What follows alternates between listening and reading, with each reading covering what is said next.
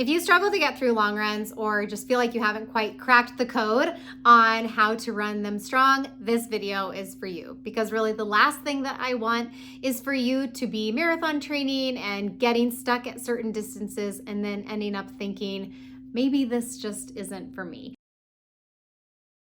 So proper hydration is important in any run that you're doing, but it is especially imperative that you are getting it right when it comes to the long run. So the recommendation is that you are taking about 4 ounces every 15 minutes or the equivalent to 16 ounces per hour.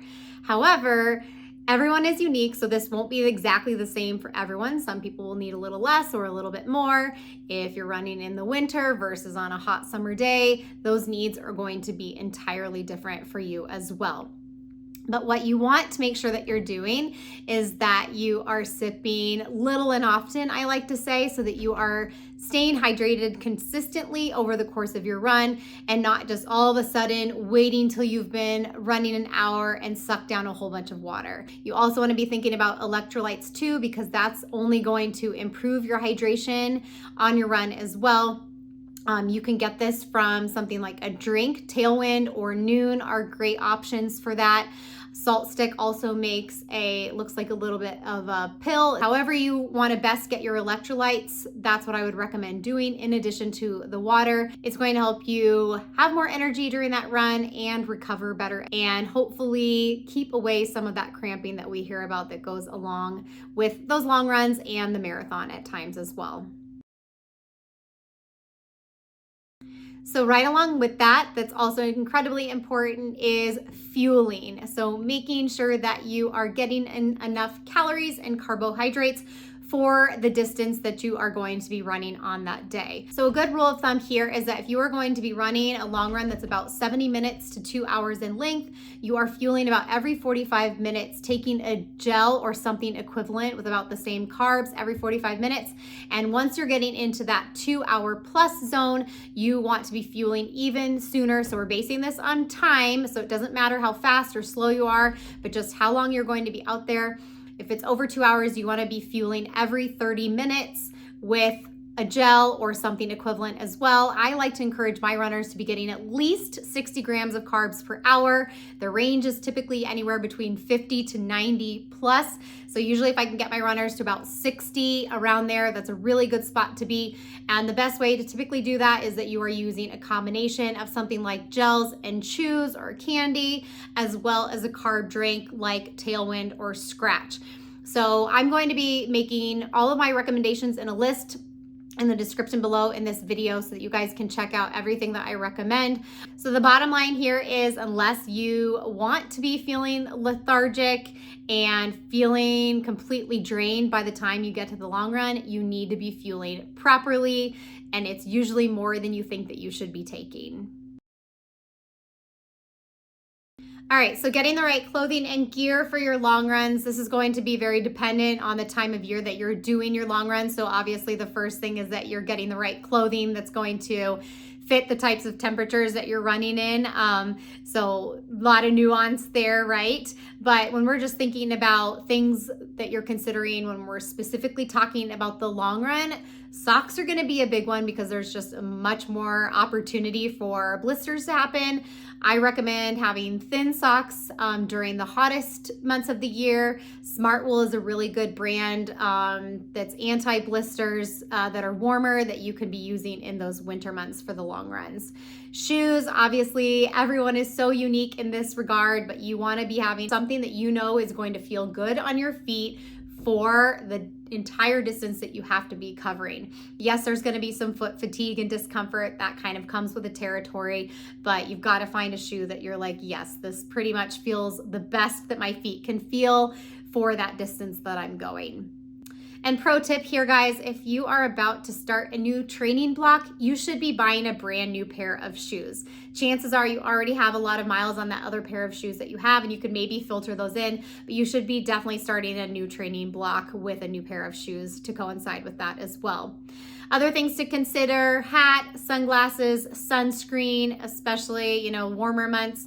but sunnier days, especially knowing that you're going to be out there for a long time. If you've never run real long runs before, you're going to notice real quick that, the sun is going to affect you a lot more. You need to be prepared for that. And then gear that's really specific to long runs that you might not be taking on those shorter runs is something like a hydration vest or belt, so that you make sure that you carry all of the water or electrolyte drink that you need to get through the whole distance, as well as an anti-chafing product. Much more likelihood that you're gonna have chafing in a long run. I won't go over everything here, but I will say the Nathan Pinnacle vest, because I get a lot of questions on top hydration vest. That's the one that I recommend. It's very light, it has 2 bottles. You can also put a bladder in the back. Out of all the ones that I've seen, it's the one that I love using and recommend to everybody I talk to. All right, so next item of business is how often should you be running the long runs? So most plans that you're going to see, and also the way that I make plans typically, is that you are going to have a long run every single week. But I think we need to keep in mind that the reason that most plans are this way is because it's more geared toward the schedules that we have and our work schedules, right? That it's just going to be typically easier to run your long run on the same day each week. However, people who have more flexible schedules actually find that they can have a lot of success doing a long run about every 9 to 10 days. So I would encourage you to consider that option if your schedule allows it, or if you feel like you just need more recovery time in between. And obviously the thought process here is that you just have the opportunity to continue to build your aerobic endurance over the course of the training block. And so you need to be consistent about doing those long runs, whether they are every 7 or 10 days. You're just showing up consistently and you are building those long runs. Just keep up with them. That's the biggest thing. If you miss one, don't fret, but I would encourage you to be trying to get in 90 to 95% of the long run mileage that you have been prescribed over the course of the entire marathon training block. Okay, another big question is how long? So how long should these long runs be? Especially if we're talking about marathon training, you could be looking at it from a perspective of time, or you could be looking at it from distance. So you can get plans where the long runs are prescribed to you in time increments, 2 hours, 2 hours and 15 minutes, 3 hours, whatever that might be. More common is to see them actually given to you by mileage. When I'm working with athletes, I often will do a combination of both, kind of depending on where we're at in the cycle and what we're aiming for and what the plan is. So when you're thinking about how long they're going to be, you're going to obviously start your training block much lower.